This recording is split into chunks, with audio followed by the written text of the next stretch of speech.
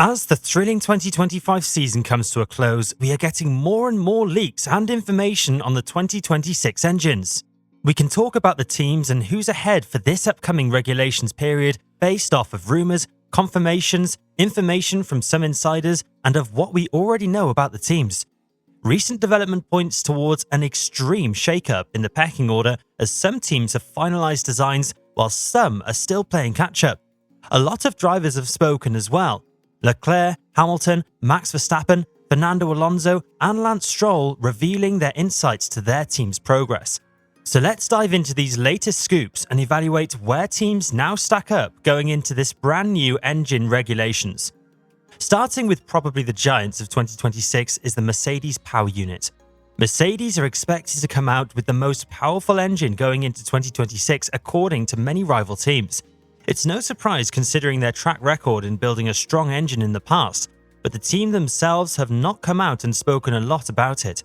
Many leaks and rumours point towards the 2026 Mercedes engine to be the outright fastest and quickest. Nothing as to what exactly the engineers in Brixworth have done to get to this stage. But Toto Wolff has been very positive towards next year's regulations, not wanting much to change, which does speak a lot about the confidence he has on next year's engine. And if we are to believe the drivers and team principals, it does seem like Mercedes has a substantial buffer over the rest of the grid. Carlos has already been cited saying a key reason for his Williams move was the 2026 Mercedes power unit. During the Las Vegas Grand Prix, Red Bull Powertrain's technical director, Ben Hodgkinson, who is an ex-Mercedes engine man himself, revealed that he firmly believes Mercedes do have a very big advantage with their 2026 engine. A recent AM/US article reported that the Mercedes engine has broken the 420 kilowatt threshold, which translates to just over 570 horsepower, and have made significant steps with regards to having the best energy recovery system to balance the battery side of the power unit. Also, we have confirmations of Alpine doing a private shakedown around late December, with the car they have already prepared for the first private test, which means Mercedes will probably be the first team to fire up next year's engine. Also looking at the entire Mercedes package, a lot is not talked about, but James Allison is a very good technical director, and I expect him to work his W11 magic on next year's chassis. Moving next to the Honda Aston Martin power unit, this was a team we didn't get much information on, but a lot has come out in the last couple of weeks. Obviously, with Adrian Newey helming the technical development, the 2026 car will probably be a car which aerodynamically works phenomenally.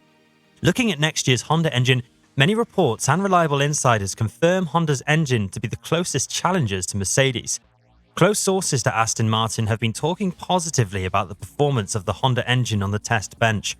Also, recent leaks reveal that Honda has finalized its 2026 engine design, completing primary integration of the power unit and chassis as per Adrian Newey's requests.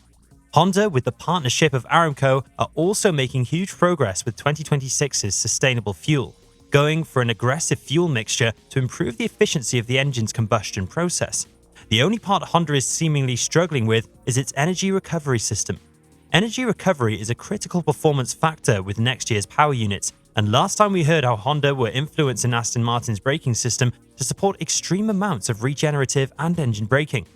But some insiders believe Honda and Aston Martin are struggling to match the efficiency of electrical energy recovery of the Mercedes power unit, and the numbers suggest Honda to have a recovery deficit of about 0.3 megajoules per lap compared to the Mercedes power unit, which in terms of lap time would be a deficit between a tenth or two. But they would be hoping to improve their electrical system by the time they get to pre-season testing. Andy Cowell also has spoken a lot about recent developments being very positive and has expressed that they want to be fighting for the championship right off the bat in 2026. A lot has also been spoken about the drivers making a big difference in 2026, and I'm down to see what a very adaptable Fernando Alonso is able to do next year. Looking next at Ferrari, there's a lot of mixed signals coming from the Italian squad now. First leaks suggested Ferrari were pushing the design limit of the ICE in search of maximum power output by altering combustion pressures and cylinder temperatures, utilizing steel cylinder heads. The project was led by Wolf Zimmermann, who ended up getting poached by Audi. I think this was more of a let-off than a staff poaching, because Ferrari reportedly were running quite often into reliability issues in the test bench. Latest report from Autoracer confirms now Ferrari have switched focus onto an aluminium composite solution, replacing the steel cylinder heads, also incorporating a secret intake system to boost combustion efficiency. And very recently, we got to know that their Project 678 is going to be running a pushrod rear suspension, a double pushrod suspension platform in fact. So while the car is very close to completion, the power unit still is going through redesigns and reliability testing, but Leclerc and Hamilton have said the car has taken great steps in the right direction in terms of feel and performance. It was the opposite reaction we got from Charles at Silverstone, so him saying positive things about the 2026 Ferrari towards the end of the season is a good sign for Ferrari. Autoracer, being a very reliable Ferrari source themselves, confirmed that Ferrari won't be the favourites for 2026, which does align with most other sources as well. Ferrari's 2026 progress will be more gradual than pure performance right away, especially with the power unit which can be developed throughout the season. So we will have to wait and see if that's the case. There have been many reports, as per usual, calling next year's engine revolutionary, especially this secret intake system they are trying to pioneer. But I believe Ferrari are lacking a considerable amount of horsepower to the Mercedes and Honda engines, and it is to be seen how they make up for this deficit. Moving on to Red Bull Ford next, we have been able to find a lot of details about the Red Bull power unit. An inside source recently revealed that the team has made considerable improvements with its 2026 power unit, and that leak has now been sort of backed up by Red Bull Powertrain's technical director, Ben Hodgkinson, during an interview with BBC, where he revealed that they are now developing much faster compared to leaders Mercedes and Honda. In the beginning, they were having lots of issues, especially with the electrical side of the power unit. But from what I've heard recently, these issues have been resolved.